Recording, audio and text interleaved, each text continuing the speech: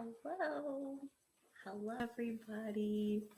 Welcome to this live stream that will cover the full moon in Sagittarius happening on June 3rd, 2023, possibly June 4th, I think, depending on where you're at on the planet. It's happening at 10:41 p.m. Central Time on June 3rd for me here in the middle of the US. So that is what we're going to talk about today. I am so excited to be here, to be with you, to have you in this space with me where, we can go back and forth a little bit.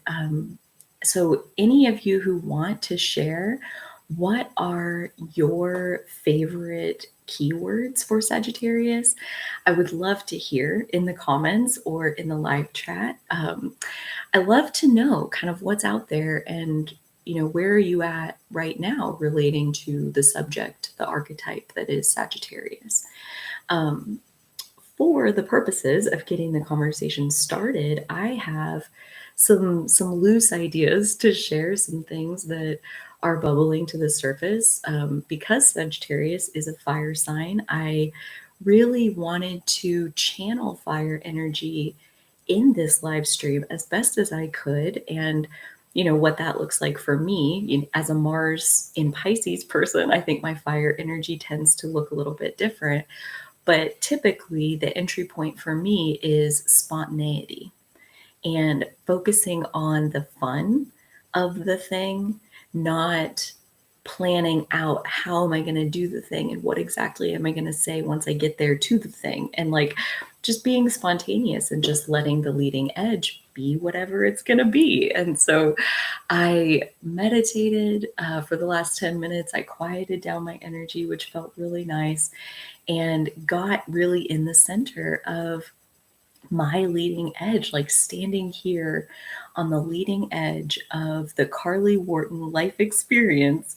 What wants to come forward? And my intention, the only intention that I had for this live stream, is that that's what would happen, is that the leading edge would get to have a voice. And so I'm going to let this come to life however it will, and we'll just take it as it comes. The very first thing that is coming to mind, oh my gosh, Scotland, hello, that's so cool. Good morning, or what time of day is it in Scotland? I would have to think it's like later in the day, probably. I don't know, time zones. So the first thing that's coming to mind is something that I just learned about. You guys know me, I'm top of the pile with what's fresh and fun and things that I've learned. I'm almost positive that they were called moon families. And basically the concept was that if you look at like the full moon degree point, so in this case, we're having it at 13 degrees, 17 minutes. If we look at that degree point as the full moon, and then we go back 18 months, we will have had a new moon basically at that same location. So the moon families are these larger kind of 18-month cycle where the new moon and the full moon are working around to the same location in that sign. So I tracked back through the moon family that I'm pretty sure that's what she called it. I'm going to link the video that I watched in the description in case you want to check it out. And okay, so we have 13 degrees, 17 minutes, Sag full moon, June 3rd, 2023. That's what we have coming up. And if you go back 18 months, we had a Sagittarius new moon solar eclipse on December 4th, 2021 at 12 degrees, 21 minutes. So just a little less than a degree away. That was where the new moon solar eclipse, which is an even more powerful beginning than just your regular new moon, that December 2021 was the new moon that now this June of 2023 full moon will be the culmination point. And really how you interpret those moon families, it's like that new moon plays out for 18 months. And then you get to the full moon point. So in this case, June 2023. And then that full moon plays out for 18 months. So at least, eclipses like this one was the Sagittarius new moon solar eclipse, those bring things that are not just like, yeah, this one year in my life, I did this thing that was kind of cool. It's like, no, it brings you like long-term chapter type things, like things that stay with you for the rest of your life, like your spouse or your kids or a change in your career where you start a business, or like they are long chapters that start with new moon solar eclipses. And so that's what we're working on. And so we've been having that unfold since December of 2021. So, I like to take a second and go back to, okay, so that was the new moon. That was like the new seed, the new soul infusion, extra powerful since it was the solar eclipse. That's what began this cycle that is now coming to fruition with the full moon in Sagittarius, June 2023. And like both at 12 and 13 degrees of Sagittarius, so super close together. And if you go back again, like just because this is where my brain went with it, but like if you go back again, since we'll just be entering into the full moon 18 months of unfolding, right? Like I'm like, what does that entail? What does that look like? And so I went back to the last time. Like if you track it back again, the last full moon cycle that we had play out was June 5th, 2020. We had a Sag full moon at 15 degrees. So this was 3 years ago, pretty much. And that one was a lunar eclipse. So these have been some really, really, really, really powerful Sagittarius lunations that we've had. The last two Sagittarius lunations were both eclipses. And now here we are. This is the next Sagittarius full moon that is bringing that to fruition. And I know for a fact that this is significant because I only learned about this whole concept of moon families like 3 days ago. And I had to look it up and I had to go find like, wow, these were the eclipses that are playing out now. So I know for a fact that there is a significant culmination that isn't just happening on June 3rd, 2023. That's the beginning of 18 months of what has the last 3 years really culminated into. So those are moon families. I just thought it was kind of fun to think back through like, where were we at December of 2021? What was going on in my life at that time? And what about June of 2020? What was going on in your life at that time? Like these are kind of those bigger stepping stone moments where I think if you look back to 3 years ago, like holy freaking hell, I have come a million miles in my strength of speaking truth. Like that's really, if I go back to June of 2020, it was July of 2020 when I very first posted my same-sex relationship on Facebook, effectively like coming out to anybody who wanted to look at the Facebook. And most of my family didn't even know. I just like put it out there and was like, I'm just not even gonna deal with this. And so that was in July of 2020. And that was kind of like ripping the Band-Aid off.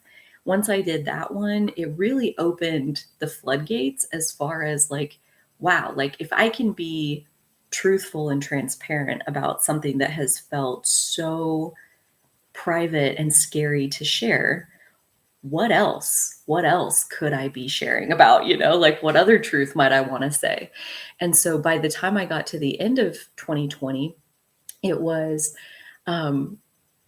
like I had a friendship, and I'll link this video in the description. It's kind of the birth origin story of where owning authenticity really even came from, because at the end of 2020, my main sentiment about my life was I'm tired of walking on eggshells.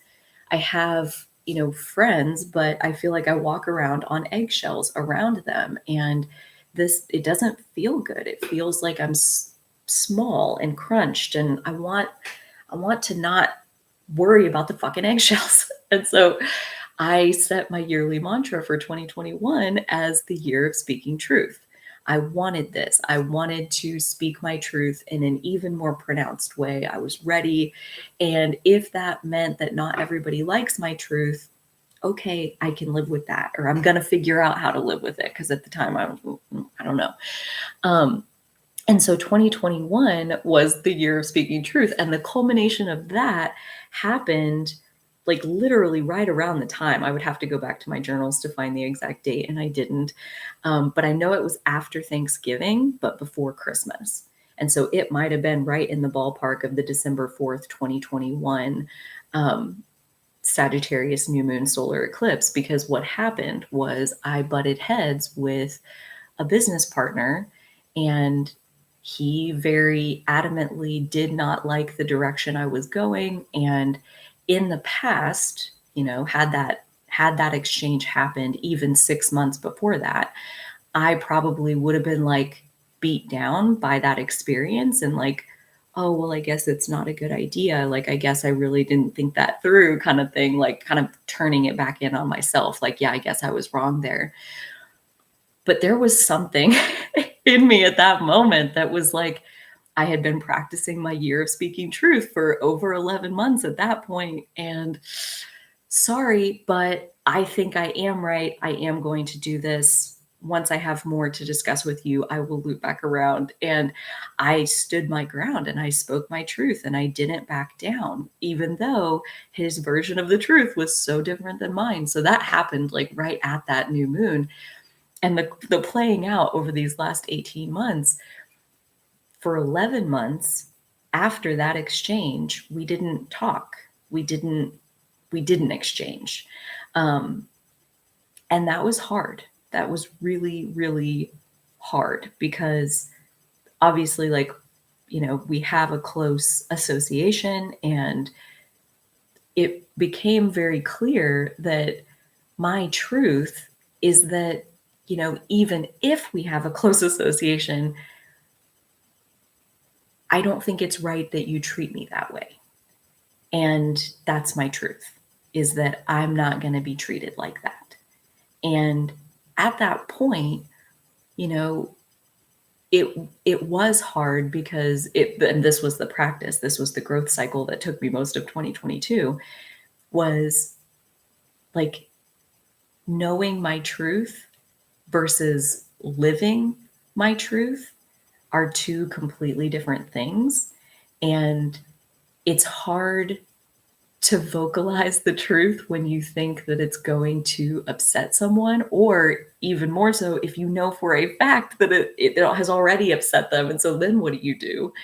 And I felt like the most honest thing I could do was to just stay away, because I mean, I personally don't feel right telling somebody else like, hey, you should be different, like you should be different towards me.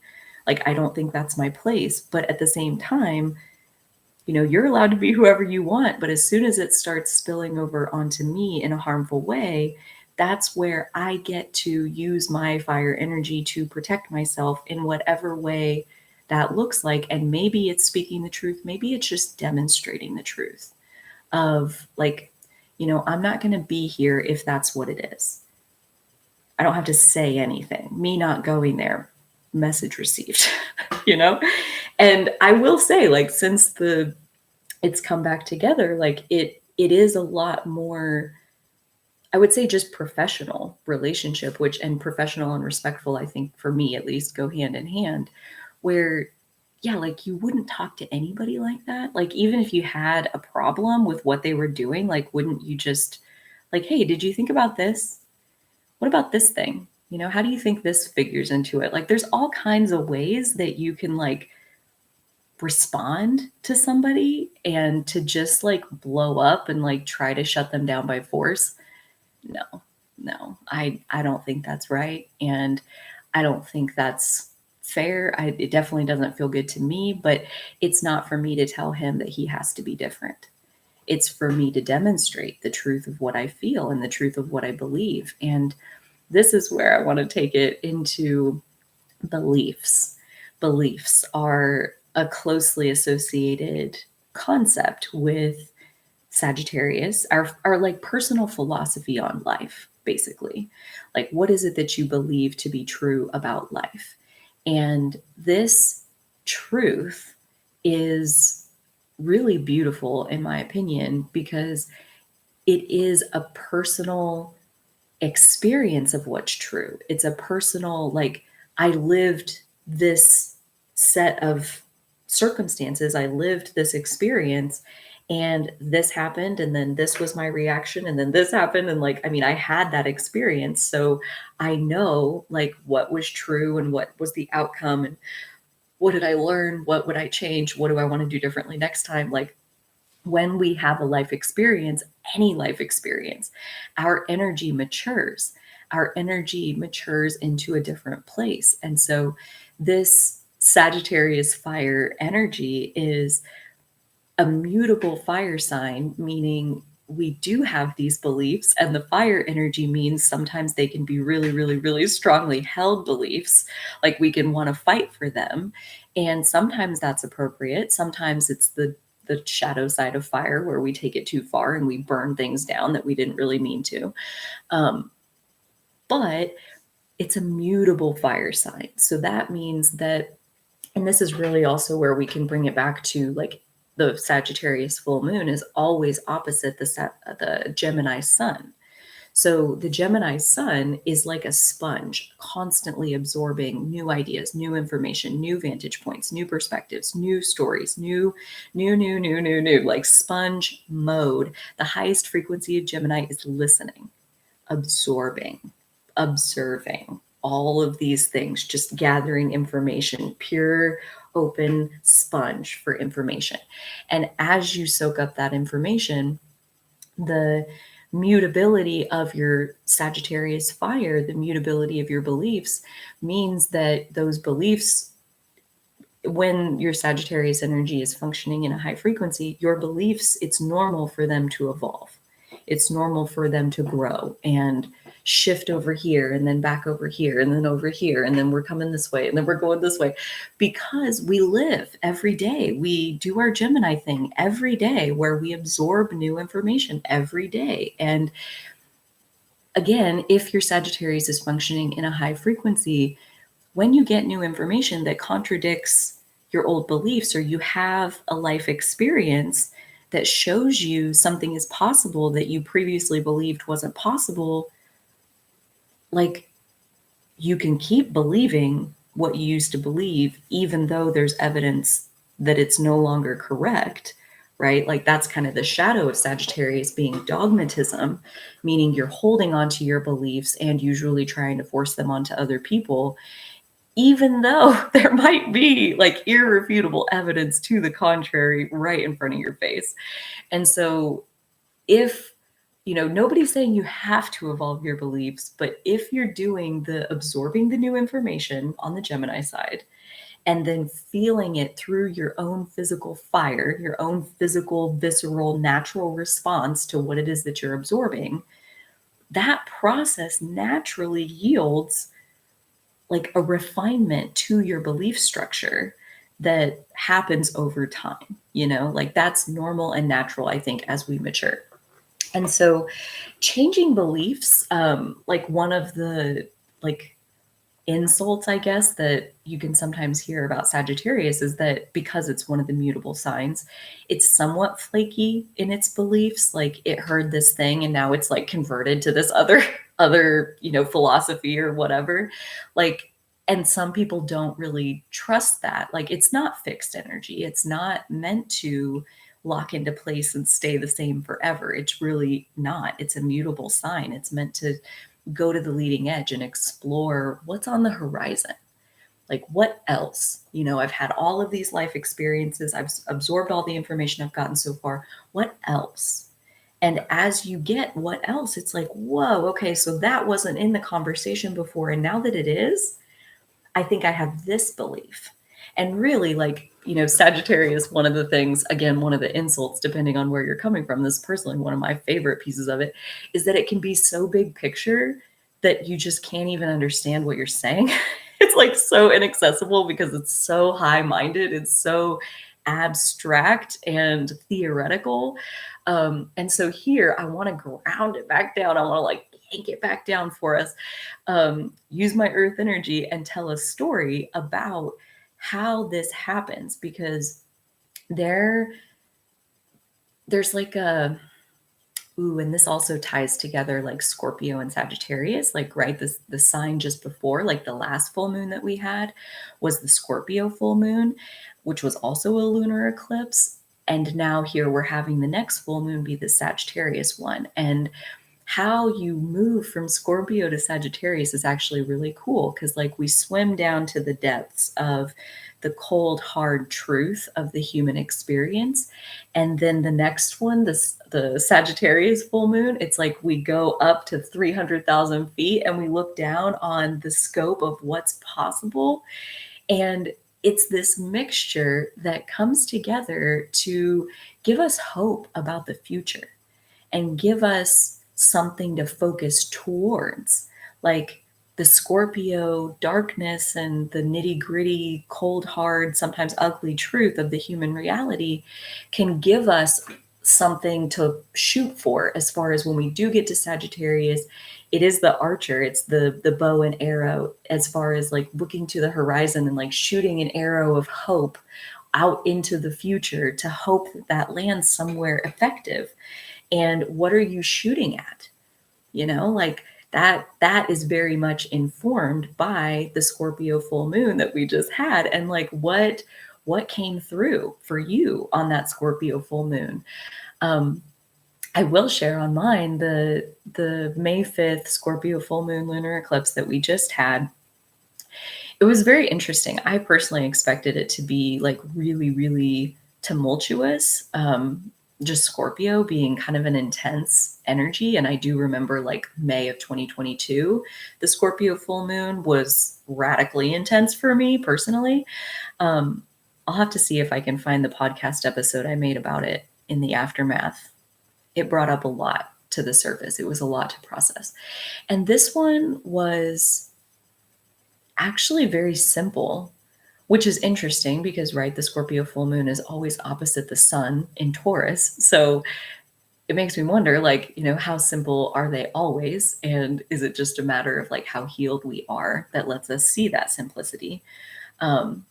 Versus like our wounding can kind of get lost in the complexity of the pain that we still very much feel and how that complicates things. But anyways, yeah, the May 5th full moon Scorpio lunar eclipse, I realized that other people, like I had something that I had been kind of obsessing about, like this problem, like this one little piece in this bigger picture of this one piece isn't what I wish it was. It's like standing out. And I've been like kind of pushing, like trying to get this piece like to come back in line. And on May 5th, basically what I saw, like through what happened and through like my, psychically seeing kind of the energies play out of like what's unfolding in front of me. Like what I saw was this piece and the whole, it's like they got so much further apart to where this one piece, it's like, it just doesn't even matter. Like it's not real. It's an illusion that there's this lack of well-being. Like this lack of well-being that's this big compared to all of this well-being that is so freaking dominant. I'm done. I'm done worrying about this one little shadow spot on a picture of just joyful, exhilarating, co-creative dance with these other people. And then there's this one curmudgeon that just like, meh. And I'm like, he's making his choice, like gets to do whatever he wants, and I get to do whatever I want. So that was my moment of like using that fixed energy of the Scorpio full moon and the Taurus sun to really set my boundaries between like what I'm willing to think about and what I'm not willing to think about. And so as I go through that, now I get back to the Sagittarius full moon that we have coming up next. And I like for like painting the best picture I can of this, I want to take us back in time to July of 2016. And this is where I got off on the tangent of the Scorpio darkness, because I was in, again, another episode of chronic depression, and like the existential kind, not the biological kind, the kind where you question, like, why am I alive? Like, what is the purpose of my pitiful little life? Like, what is the purpose of me? And I was in a very dark place. And I went to a therapist on Friday who gave me the deservability treatment. And then the next morning, I woke up and I had a very similar feeling, honestly, to the May 5th full moon lunar eclipse that we just had, where I'm just done. I'm done with this. I'm not going to live like that anymore. Like using that fixity, fixed energy to like decide. No. Yes. Like, yes. No. And just be done. To just be done with that. Like on that morning, July 9th, 2016, that was the first day of my spiritual journey. And it was such a turning point because I decided I am done living like that. And so our Scorpio darkness can absolutely give our Sagittarius fire, looking at the sky, looking out at the horizon, like hoping for what we want, is very much informed by what just happened in the Scorpio darkness, you know? So the Sagittarius end is so optimistic, and in the Sagittarius Jupiter universe, anything is possible. Anything is possible. You can have whatever you want. And that is essentially what I manifested July 9th, 2016. I went looking for guided meditations, and I came across an Abraham Hicks guided meditation. And I listened to that, and it was actually like her morning rampage. It's like, this is a good morning. This is a great morning. This is a new morning. I'm new this morning. Today is not like any other day. Today, people and places and everything I go treats me differently because today is a new day. And like it goes on for like 13 minutes of like these affirmations of like getting you set up in the Sagittarius direction of like, where do you want to shoot your arrow? You know, like where do you want to go on the horizon that is today? Not let's spin our wheels in the Scorpio shadow darkness that we're coming from yesterday. Because yesterday I wanted to take myself off the planet. And this morning I'm deciding that I'm going to figure out how to be happy. So that's what's on the horizon. Bring it to me. I'm open. I'm ready. And what got brought to me was Abraham Hicks. Fast forward to a year later, July of 2017, when I went on my first and only so far Abraham Hicks cruise to Alaska. And that's where, you know, that, and at the 6-month mark, like the midpoint, December of 2016, was also where I quit my job at the software company. And that also has tie into here because basically what shifted were my beliefs. Like I realized that working at the software company for 5.5 years, I realized my personal values in a stronger way because without knowing what they were, so I didn't know how to pick a company that aligned with my values. I just picked one that looked like a decent opportunity, and then they're how they are. And I'm experiencing that, like back to Sagittarius, our personal experience of the truth. I'm experiencing that. And through that experience, I realized how they are is offending my values. Like I have very strong values that this job directly contradicts. And that part of the process went on for years. And it wasn't until like I was at a shadow point of no return, like I cannot live like this, that I opened up to, okay, so what do I want? And then here comes Abraham, who is saying that your reality is a reflection of you. Your reality is a reflection of you. And I'm like, I hate my life. What do you mean that's a reflection of me? And as I sat with it, I'm like, well, I guess that makes sense because I hate my life and I also hate myself. And I believe that I'm bad. And that fits pretty well with I also believe my life is bad.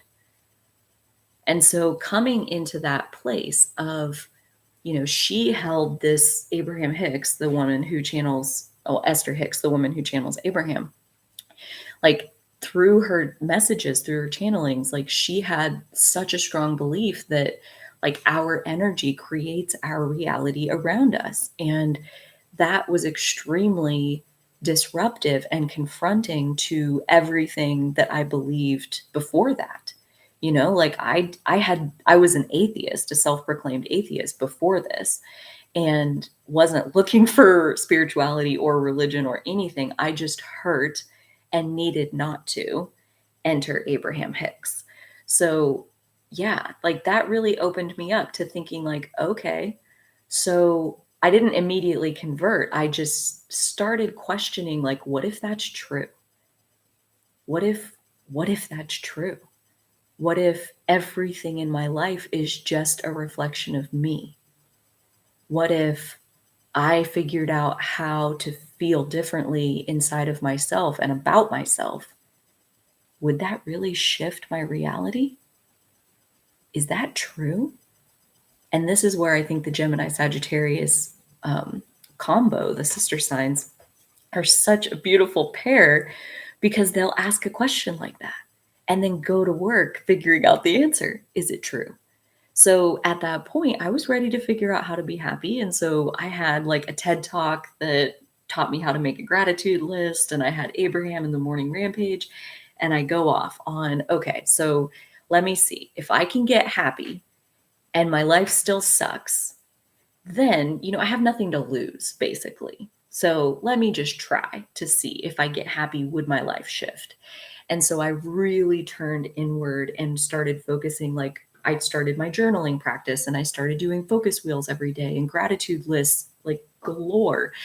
And it took almost no time. Like within a few weeks, definitely within a month, my life looked different. Like my experience at work was completely different. And that was honestly because rather than like rolling out of bed at 6:45 and like headed straight to the office, I was waking up like an hour, 2 hours earlier and sitting with Abraham and sitting with my journal and making my gratitude list and doing the thing where I'm like launching my arrow for the day out onto the horizon of positivity and feeling good about my life and counting my blessings of like, what are the beautiful things that have already worked out for me? Because there were a lot that I wasn't really paying attention to. I was so focused on the parts that weren't working. And so that really unleashed, I mean, kind of the journey I'm still on. That was like, what will it, yeah, that'll be 7 years in July since I started like my daily self-care and, you know, whatever. And all of that has been such an evolution of my belief system. And Abraham Hicks was such a huge part of helping me to do that. Although there have been lots of teachers since then who have added their little parts and pieces. But she really gave me the foundation of like, reality is a reflection of you. And at that point, like, I feel like that was the key that opened the door to you can have it all. You can have it all because it's all already inside of you. It begins inside of you. And the part that you see on the outside is just the byproduct of what's going on inside of you. And inside of you is where you have full control. And so these beliefs, these are things that, you know, I hold very strongly with conviction today, you know, 7 years later. But July of 2016, these were brand new ideas. They came in through my Gemini process of listening and questioning and thinking about new ideas and new ways of looking at things and, you know, being able to entertain something without necessarily like completely absorbing it. Like, what if she's right? What if that's real?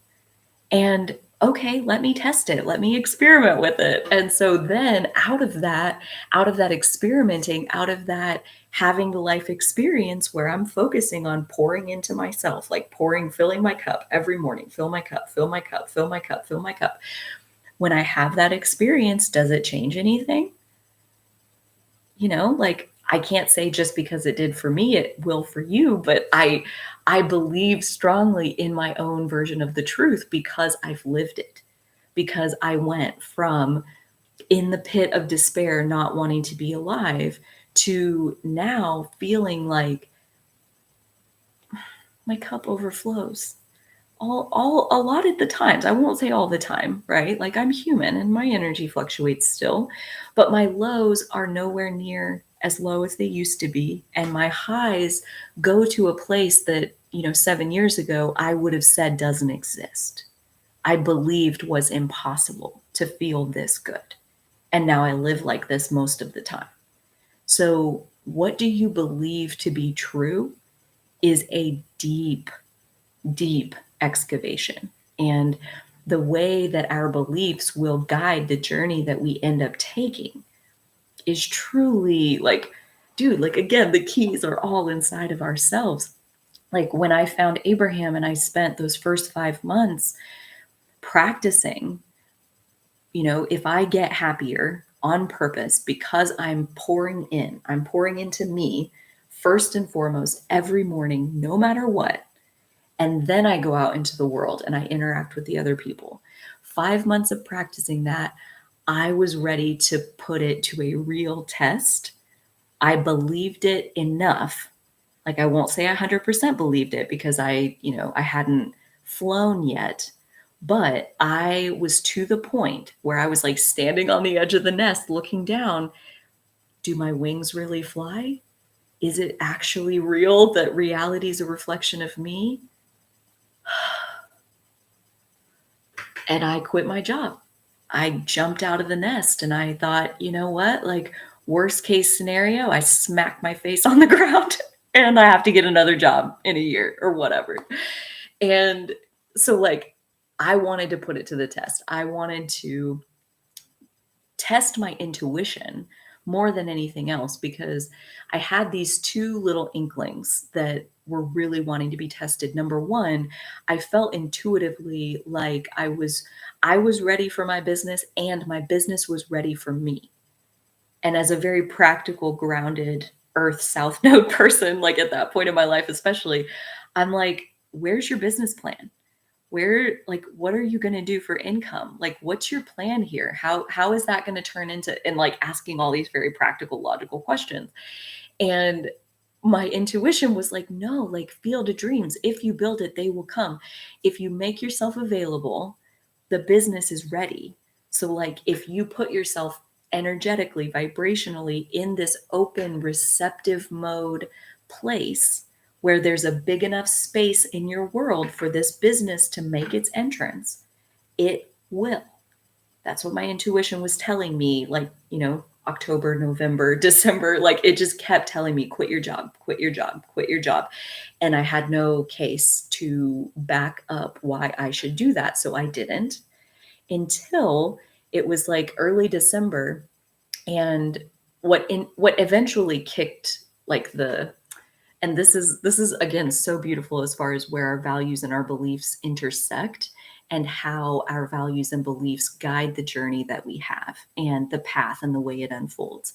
So the reason the timing eventually came together was because in my department, I reported to one of the VPs, and she was the VP over like these multiple departments that probably had about 100 employees total. And within those 100 employees, there's maybe like 10 different supervisors, managers, all that all report to this VP. And I heard through the grapevine that like 3 or 4 other supervisor managers are quitting the company from her department alone.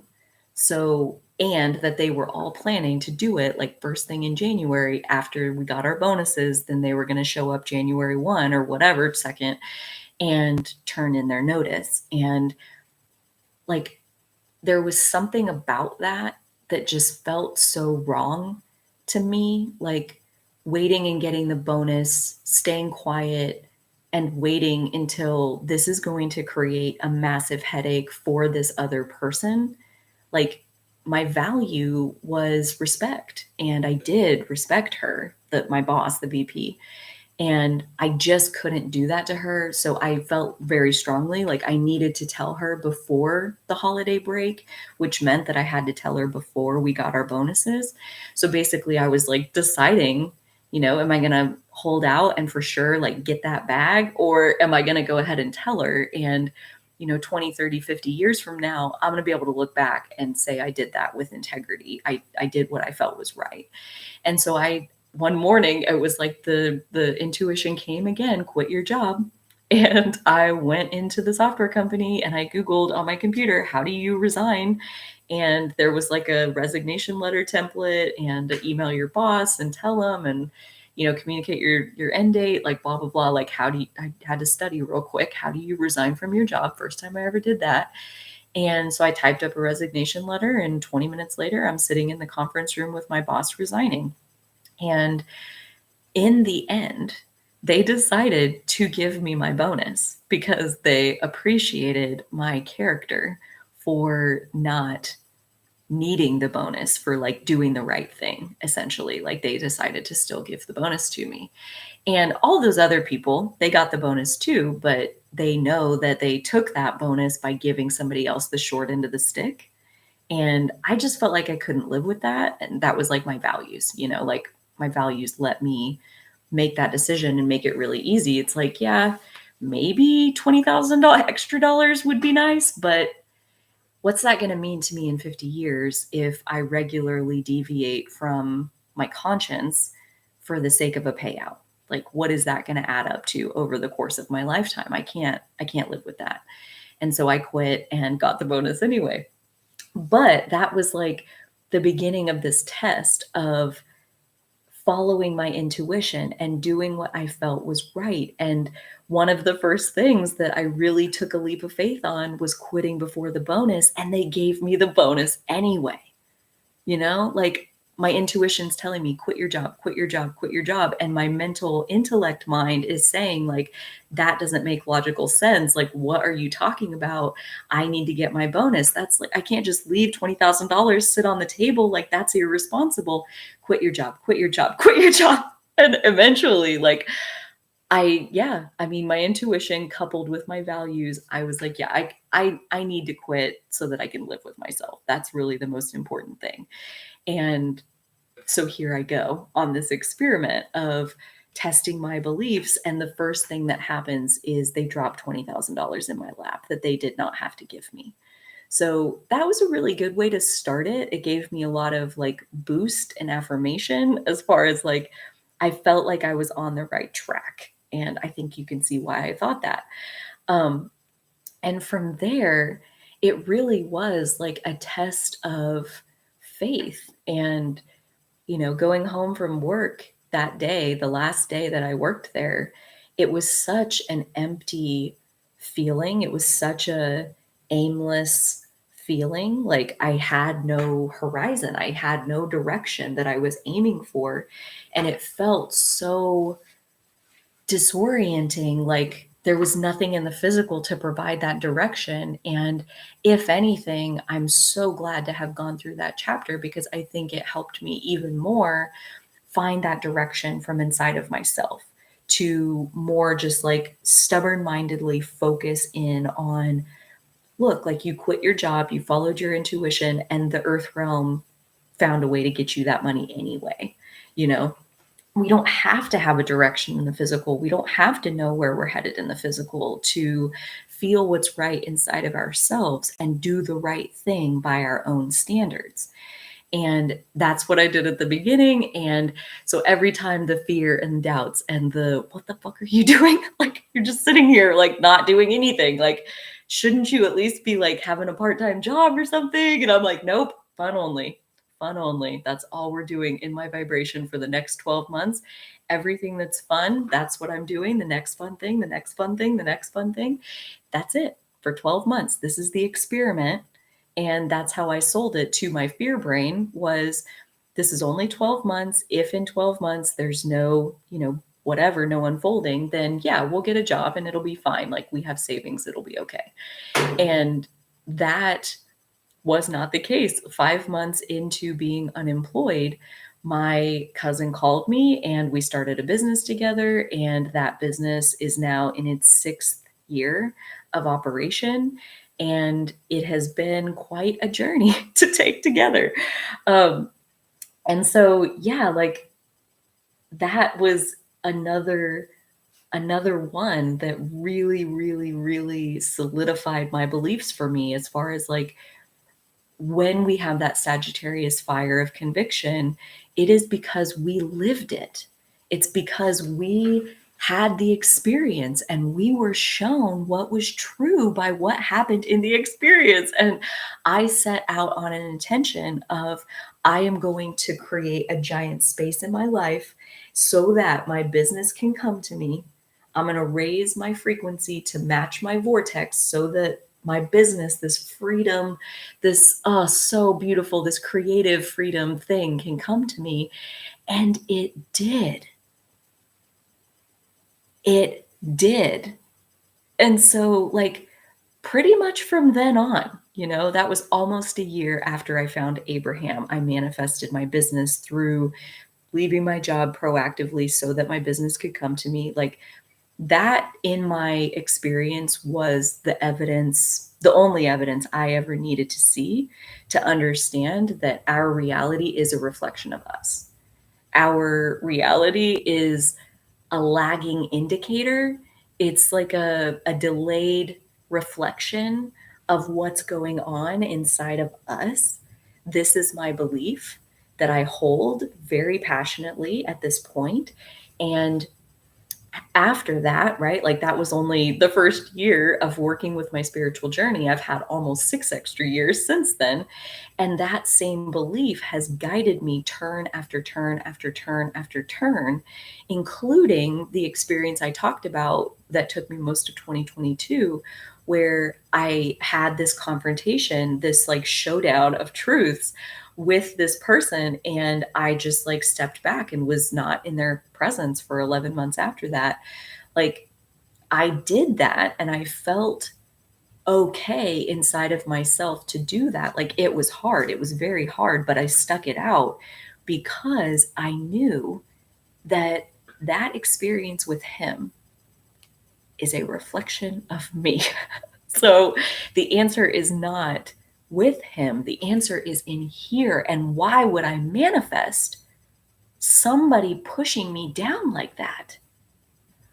Oh, I push myself down like that. I second guess myself. I chop myself off at the knees on a regular basis, demanding that I have reasons and justifications and safety nets, and I do this to myself. And he was just the mirror to let me see that. And so that experience, right, that also happened along the same timeline, it was December of 2021, back when we had the Sagittarius new moon solar eclipse. That was just like manifesting my business as far as the evidence, that 11 months of like finding it inside myself, finding my own worst critic inside of myself and figuring out how to befriend my inner critic, how to be okay with criticism such that it wasn't cutting me apart. Like it was a very ego strengthening year. Like my yearly mantra for 2022, so that I made up like right after that experience at the beginning of December 2021. Going into 2022, I decided it was the year of inner abundance. Screw the outside world. Like dealing with them is painful. Let me just figure out like what is it inside of myself that feels like abundance. Let me cultivate abundance in my inner world and then let the outer world reflect whatever it's going to reflect, like let me just purely focus inside of myself and building it inside of myself. And so yeah, like all of 2022, I took it easy. I slept. I cried a lot Not necessarily like because of this or like any one thing, just like it was a very emotional release. I'll put my video in the description box called Divine Feminine Rising, where it was basically like the north and south nodes stepping into a feminine cycle and leaning into myself. And I was having my progressed moon was moving through Scorpio. So there was just a lot that was like pulling me down into the depths of my emotions. And that's where I found inner abundance. Holy hell, it's right in there. It's like at the core and the base of your emotions. If you swim down far enough, there's the connection to God, and that essentially that is inner abundance, is being able to feel your own personal soul connected and like plugged in to God, to source energy, like being able to feel the extension of source energy that you are. That is inner abundance. Again, this is my own personal belief that I do hold near and dear to my heart because I've lived it, because I've lived the difference between my soul not being plugged into my God self and having my soul plugged into my God self, and knowing the difference of what each of those feels like. And so I've had that experience, and that guides my truth. It guides what I believe to be true. And then, based on what I believe to be true, that guides my behavior out in the world. Like when I choose that I'm not going to fight it out with other people, it is very much based in and backed up by and made a lot easier, like supported by this belief that they don't have the answer. Like nobody outside of me is going to be able to tell me what the right answer is for me. I'm always going to have to find that inside of myself because they are a reflection of me. So all they're doing is reflecting back what I'm doing. And if I want to see something different from the world around me, I need to find something different inside of myself. So these beliefs that we hold and the way that we hold them guides the way that we choose to live our life. Like when we go on to the next full moon, that'll be in Capricorn in July. And that is, very much like earth energy. We're back in earth energy, and we're back in a practical, grounded place of like, what are you doing with your day-to-day life experience? What are you doing with your time? What are you pouring your time into? And what we pour our time into is guided by what we believe to be true. So, this Sagittarius full moon and getting to see more clearly the truth of our beliefs, a lot of times that truth can come about. We're back in fire energy here. It comes about through confrontation, it comes about through somebody else believing something that contradicts your truth. And that makes it easier to see what it is that you think is true. Remember that nobody else has to agree. Like Sagittarius is the truth that needs no proof other than your lived experience. And one way that I practice, like using my Sagittarius to relate to other people, is to try my best to remember that my lived truth is not universal truth. So just because I'm doing maybe a compelling sales job for your reality is a reflection of you, don't take that at face value. If anything, if that's a new idea to you, do what I did as far as like open up to, is that true? Do I think that's true? Is that true in my experience? Does my experience support that? Like take it into your workshop of your life and check it out for yourself. I wanted to, let's see, what else do I have here?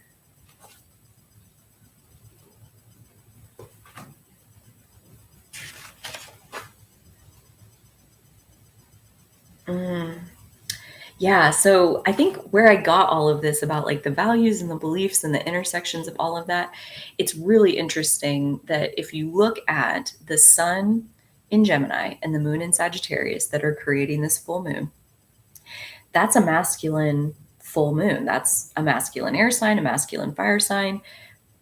Yeah. So we can also, though, look to the rulers of the sun and the moon in Gemini and Sagittarius to find out more flavor of like, what is this full moon bringing to light for us? And if you look for the ruler of the moon, since it's in Sagittarius, the ruler of Sagittarius is Jupiter.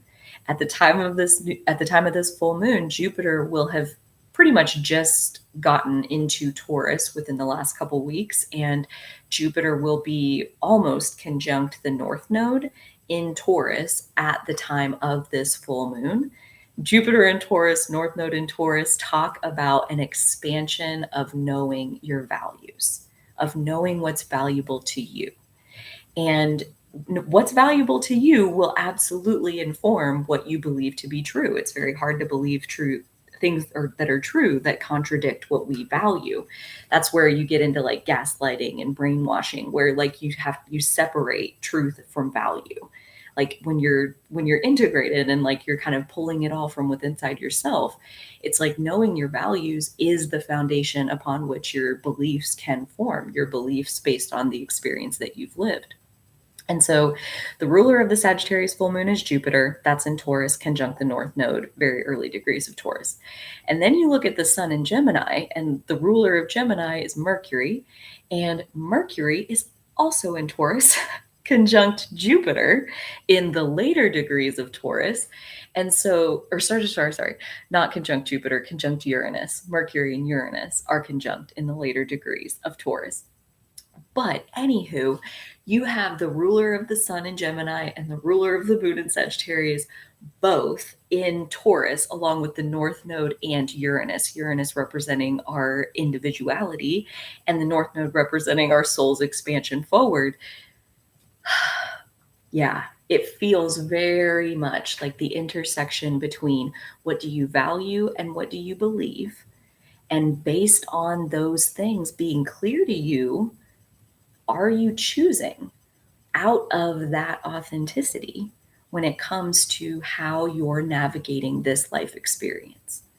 You know, like I feel like where our values and our beliefs come together, especially when we have done the powerful inner work to become clear on those things for ourselves, to decondition ourselves out of what everybody else has taught us to be true and move ourselves into knowing the truth for ourselves based on what we've lived. That when our values and beliefs collide, that essentially that's our authenticity. That's where your authenticity comes from, is what you value, which is mostly ingrained, compared to what you believe to be true, which is where your values meet the leading edge of your experience and what you've lived so far. Yeah, our authenticity, like that's essentially what I feel is being illuminated with this Sagittarius full moon, is a more clear vision, a more emotionally detached vision of what it is that you believe to be true in your fire energy, in your visceral gut feeling of truth inside your body. What does it say?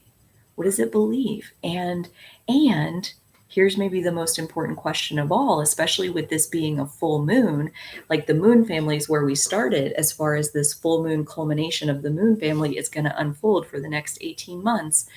Like, what do you believe to be true? And are you betting on that? Are you making a leap of faith, Jupiter, in what you know to be true? Are you testing in a real way? Are you experimenting with leaning on what you know to be true? And in this last few years of Neptune in Pisces, the transit of Neptune in Pisces, part of what we're leaning into is really opening up to our intuition, and based on our intuition, guiding our choices, which is guiding our experiences, which is guiding what we've lived, which is guiding what we believe to be true.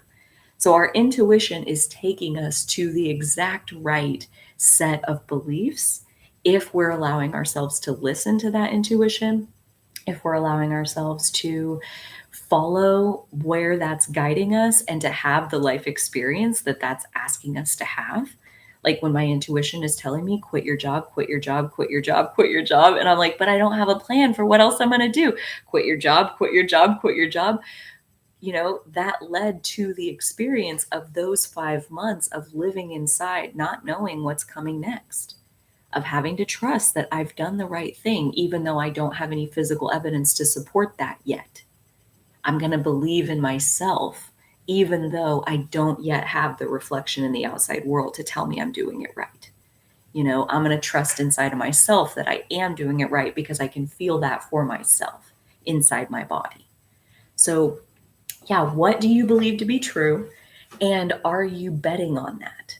Are you navigating by that truth and, taking a step forward in that direction? And little by little, those 1 degree turns of, how could you 1 degree more line up with that truth? And maybe that looks like, choosing to stop worrying.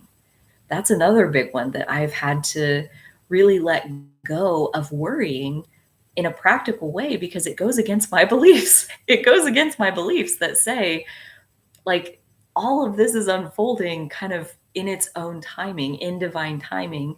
Um, our intuition is feeding us turn by turn directions in perfect timing.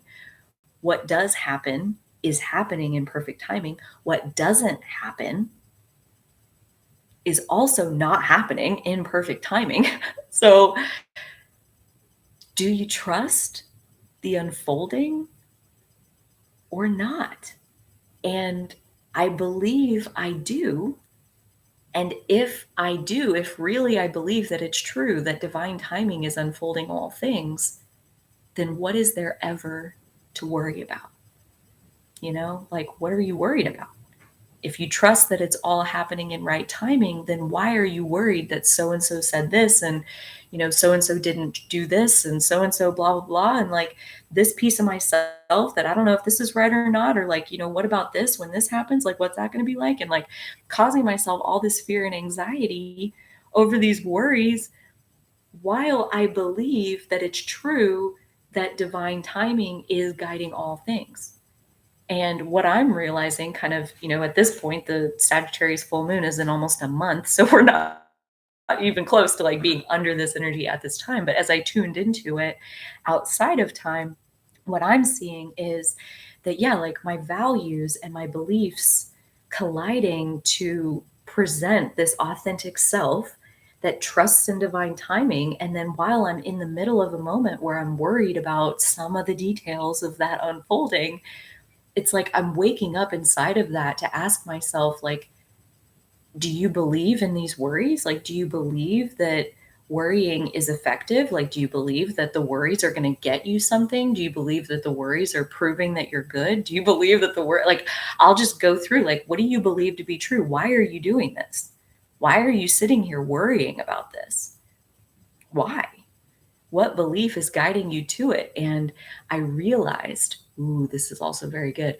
I realized that it's my old beliefs that cause me to worry. It's my belief that you have to be a hard worker. It's my belief that you have to have a plan and a backup plan for your plan and a backup plan for your backup plan for your plan. Like these old beliefs around proving my worthiness, around doing it right, around like other people's definitions of who I should be and what is proper for a girl my age, or like whatever. What does society expect of me? Like, society looks down on laziness. I shouldn't be lazy. Like I believed that for a good big chunk of my life. And now every once in a while, when I'm in a rest cycle, I'll start spinning in this worry, like I'm not doing enough.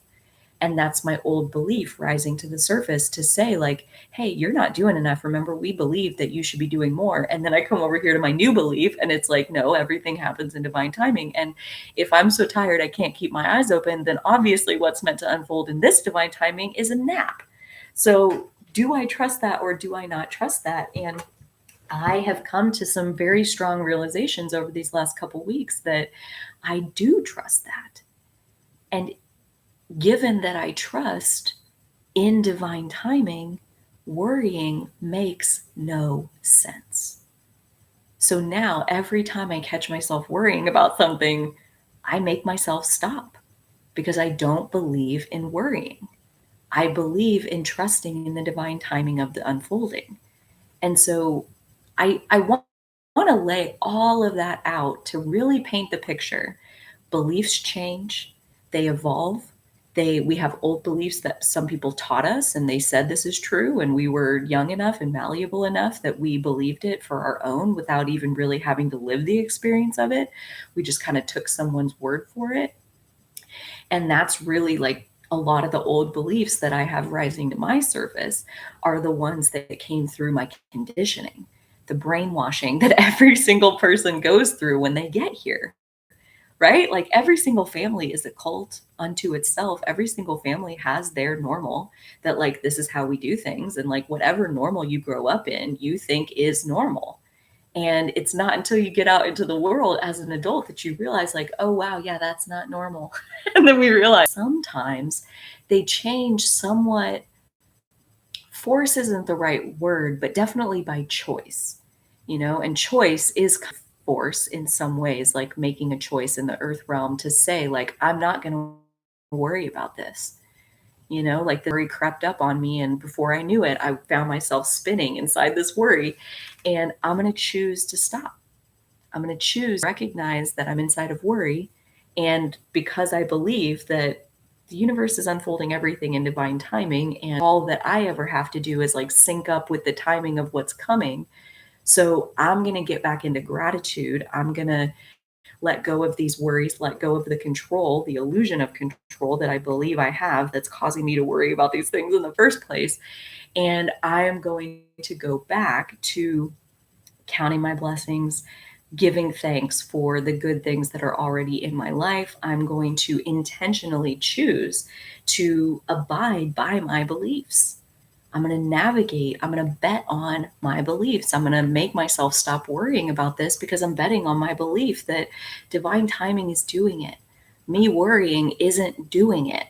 The universe is doing it. Like me lining up with the frequency of things is doing it. Like not all the little mental things that we try to like get to the bottom of it and figure it out, like all that good stuff that can lure us in. And it's not like we choose to go in there. Those kinds of things can absolutely sneak up on us. But as soon as we become aware that I'm spinning inside of a space that this doesn't match my authenticity, this level of fear about the details doesn't match the fact that I believe that my let go of worries and choose to navigate in this other way that does not include worrying. Granted, this is all still a very new experiment for me within the last couple weeks, but yeah, I feel like that's a good treatment on this Sagittarius full moon. As usual, it's kind of a bucket of a lot of different things. I'm going to hang out for just a second and read back through the chat and see if there's anything I want to add. So cool that you're tuning in from Scotland, by the way. That's awesome. And yes, it is afternoon. The Moon family, I will definitely make sure to link that video. It's from an astrologer that I saw first through the astrology podcast, which is a channel on YouTube, also a podcast. But she appeared on there in some of the episodes. And so I haven't watched her stuff a whole lot, which is why I can't even think of her name. But I definitely like her style. It's like short and to the point, very impactful. And then she talked about moon families. So highly recommend you check her out. Let's see. Oh, interesting. My mother was a Sag, and I always saw her as flaky, and I'm a Taurus sun and Scorpio moon. So you have that fixed energy more on the values side, where I feel like our values, I alluded to this, that they're more ingrained. Like our values are very much more the Taurus Venus side of things, and that's fixed earth energy. That's the least changing energy that we have. And so I think, like, in general, our values are things that when you really get clear on what your values are, you can probably find all the way back in your childhood where you always valued those things. Like for me, for example, I love to learn. That's one of the reasons why I felt like I needed to leave the software company, because after 5.5 years, I'd worked in every single department. I had done 6 different jobs at that point. I felt like there's really not much else I can learn here. And the way that I value learning, if I'm not learning, I'm suffocating. And so that has always been true for me. It's ingrained in who I am. The belief side, though, right? That Jupiter energy of what do we believe to be true about the world. Jupiter rules 2 signs, Sagittarius and Pisces, and both are mutable. So, like, who we are and what we believe is always expanding. always. And another way to say that is it's always changing. Expansion equals change, and Jupiter rules expansion. That's like the whole point, is that you want it to be different, different, different, different, different. Blow up the status quo, blow up the status quo. Not stand. On the Aries North Node, Libra South Node, which is so fun, by the way. Check it out if you haven't already. I have 4 hours of content already, and I recorded another hour this morning, and that doesn't even include the Aries North Node deep dive, which is kind of like the great finale of the series. But anyways, end up being like 6 or 7 hours of content by the time I'm done with this series. Great. But because I'm in that headspace, I've been thinking a lot about Aries the self and Libra the other. And when we project things onto another person, like they're flaky, it's not wrong. I'm absolutely not saying that at all. I'm not saying that at all. It's absolutely normal to project onto other people. And for more about that, definitely check out my Libra South Node discussions in those videos. It's so normal to be able to see ourselves more clearly through what the other is reflecting.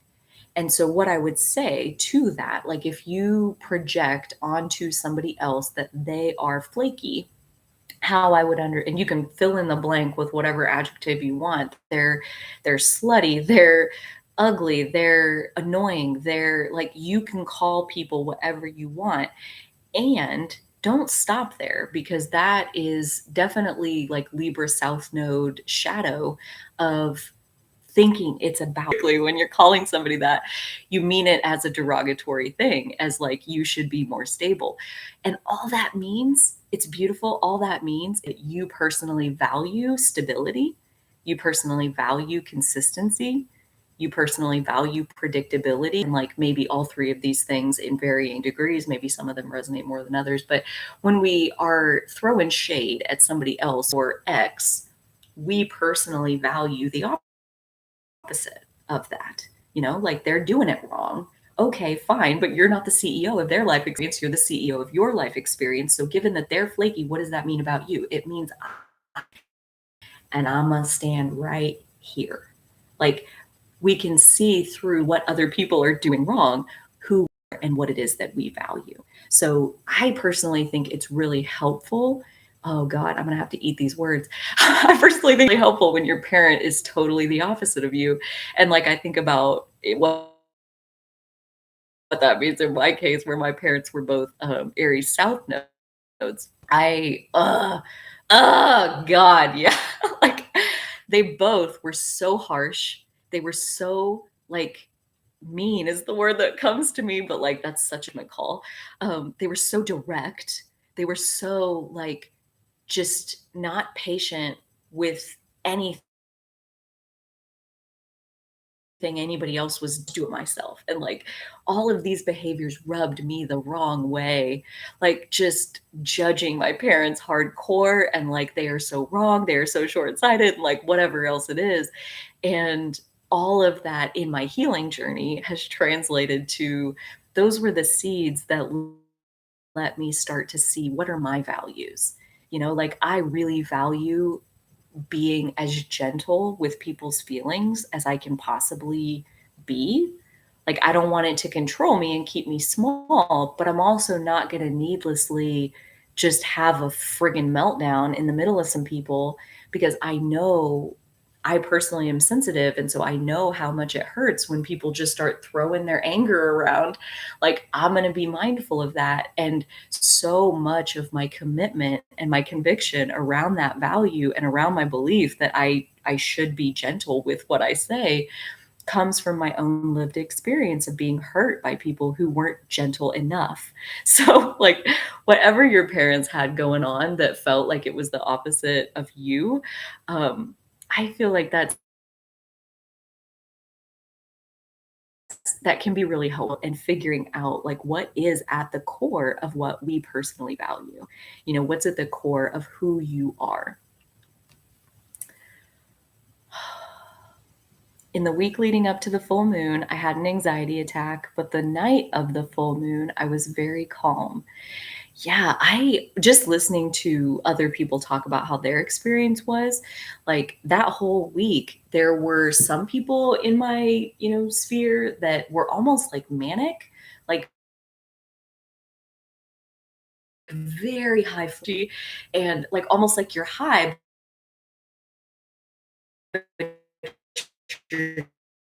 experience. I was so tired. I was so tired. I slept like huge naps, 12 hours of sleep at night. Like that's all I can do is sleep. And it felt like it was powerful for me, so powerful that it was like zapping my batteries almost. And like all I could do was just go lay in the bed and like go to sleep and recharge my batteries. And I'd wake up for a couple hours and then go back to sleep. So yeah, everybody's energy handles these stimulations so differently. And like my belief, like everything is unfolding in divine timing, where every fluctuation in emotion, that's like minute to minute to minute, day by day by day, like every single one of those is unfolding in divine. Intuition wants to make the leap between the panic attack being kind of an eruption of like a big emotional release. And then by the time you actually get to the Scorpio full moon, you're calm. Again, like the waters are calm because the storm has kind of already through, so to speak. So yeah, I think it just really depends on like where your personal energy is at and what kinds of emotions have you been bottling or releasing lately. Um, and it affects everybody so differently. And that is at the core of this Sagittarius version of the truth, where your personal truth is not universal truth. Because just like this conversation is painting, it's like everybody has their own experience based on what you lived. That's where I was coming from in my experience of thinking that this full moon was going to be really tumultuous, because last year it was. Last year, like, brought me to my freaking knees. Again, I'm going to really try to find that podcast episode because, like, holy moly, if your Scorpio full moon was tumultuous, I really do recommend that podcast episode because it was very healing for me to make that. It definitely talked through the pain of the rawness of that wound that was brought to the surface through that Scorpio full moon, and talked it into a place that like felt more integrated, at least for me, and like what I was personally working with. So definitely check that out if that's something fairly similar to what your Scorpio full moon was. But that's again where our beliefs change, because going into this second Scorpio full moon that I've ever observed, right? Last year was the first one I'd observed, and this was the second one. And going into it, I had a belief that Scorpio full moons are really emotionally turbulent. And then this one wasn't. I was so calm and I was so tired and I just wanted to go to sleep. That was like all it was. I cried, but like that's not unusual at this point, like I pretty much cry, I don't know, every week, a couple times a week. Um, so like it didn't feel like anything extra happened. And so because of that, now I have an even different belief around Scorpio full moons, that it can be turbulent or it can be really, really peaceful, like on that Taurus sun end of like knowing that all is well, even if there are some emotionally charged pieces going on in your world, you still have dominant well-being with that sun anchor point in Taurus. And so as we live more life, as we take more trips around the sun, our beliefs shift and change. And that is so normal. And honestly, I think it's a sign that you're doing it right. When your beliefs are growing and evolving with you, I feel like that is a healthy expression of Sagittarius. So even if that means that there is some inconsistency, or, you have to keep coming back to people and will like, well, now I believe this, and now it's kind of like this, and now it's like this. And like, people are like, gosh, I can't even keep up with you. Well, it's a good thing that other people keeping up with us is not the point at all when it comes to Sagittarius energy. It is all exclusively about what have you lived? What do you know to be true? And are you betting on that? Are you living by those truths? Are you living by your own personal beliefs? Which, another way to say, are you living out of your own authenticity? And the answer is never going to be a full yes, right? Like, I feel like while we're physical, we have polarity. We have sometimes authentic and sometimes not authentic. And like, it's all just a matter of awareness and figuring out, like, how often am I being authentic? How often am I not? What are the circumstances under which I find it harder to be authentic? What makes it more difficult? And let's say, like, okay, so what makes it more difficult for me is being on camera. I find it a lot easier to be my authentic self and to speak my truth when I am just recording my voice and I'm not also recording my face. And when I do record my face, when I do get on video, it is harder to be authentic. And so that is a super fun exercise as far as doing the Sagittarius thing around why. What is it that you believe to be true that makes being on video harder than being on just your voice? And it's like, well, then I start thinking about, like, what do people think of my hair? And do I have a booger hanging out of my nose? And like all of these things about, like, I believe that I want to be presentable. I believe that presentable is actually a thing somewhere deep down inside of me. And then I'm worried that I'm not presentable. And so, like, that fear that doesn't let me be my authentic self, when I trace it back down far enough, I find that I have a belief about being presentable. And so then I can question, the sun in Gemini, I can question that belief. I can say, is that true? Do I have to be presentable? Can I absolutely know that it's true that I have to be presentable? Do I absolutely know that it's true that if I have a booger hanging out of my nose that I'm doing a bad job? How can I know that that's true? Like, you just start questioning. You just start, like, what does it mean? What would it mean if you came on the video and you weren't presentable? What would it mean? And you just start digging into, is it really true? Do I actually believe that this is the truth of this situation or not? And we get to evolve our beliefs as much as we want, as much as our life experience leads us to understand our truth differently, as much as our life experience leads us to understand our authentic self differently. Dear friends, I thank you so much for tuning in, for sharing this time with me. I would love to hear from you down below what resonated for you and what moved within you as far as helping you to understand your own personal truth more clearly and understand your beliefs more clearly. I would love to hear from you. If you haven't already, please like the video. Please subscribe to my channel. All of these little nudges really help a lot. I thank you so much for joining me. Until next time, I do hope that you take such good care of yourselves, and so will I. Okay, bye. Thank you, everybody. I'll see you next time.